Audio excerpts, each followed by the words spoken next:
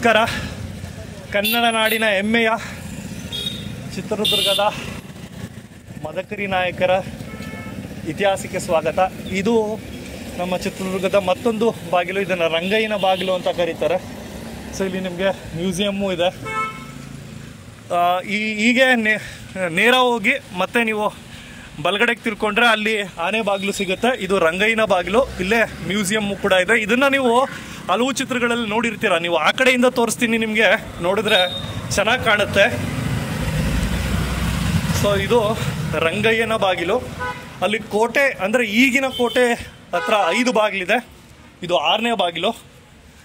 So ಇದನ್ನು ಯಾಕೆ 7 ಸುತ್ತಿನ ಕೋಟೆ ಅಂತ ಹೇಳ್ತಾರೆ ಅಂದರೆ 7 ಬಾಗಿಲಿದೆ, 7 ಮುಖ್ಯ ದ್ವಾರಗಳಿದೆ. ಇದು ರಂಗಯ್ಯನ ಬಾಗಿಲು, ಇದೇ ಮೊದಲನೇ ಬಾಗಿಲು. ಸೊ ಇದನ್ನು ನಿಮ್ಗೆ ಅಲ್ಲಿಂದ ತೋರಿಸಿದ್ರೆ ನಿಮಗೆ ನೀಟಾಗಿ ಕಾಣುತ್ತೆ. ತೋರಿಸ್ತೀನಿ ನಿಮಗೆ. ನೋಡಿ, ಎಷ್ಟೊಂದು ಪಿಕ್ಚರ್ಗಳಲ್ಲಿ ನೋಡಿದ್ದೀರಾ ಅನಿಸುತ್ತೆ ನಿಮಗೆ. ಸೊ ಇದು ರಂಗಯ್ಯನ ಬಾಗಿಲಿನ ಇತಿಹಾಸ. ಸೊ ಇಲ್ಲಿ ಹಳೆ ಎಲ್ಲ ಸ್ಮಾರಕಗಳು ಕೂಡ ಇದೆ.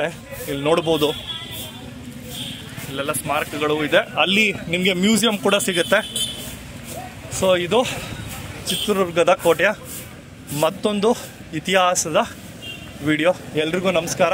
ಮತ್ತೊಂದು ವಿಡಿಯೋದಲ್ಲಿ ಸಿಗೋಣ.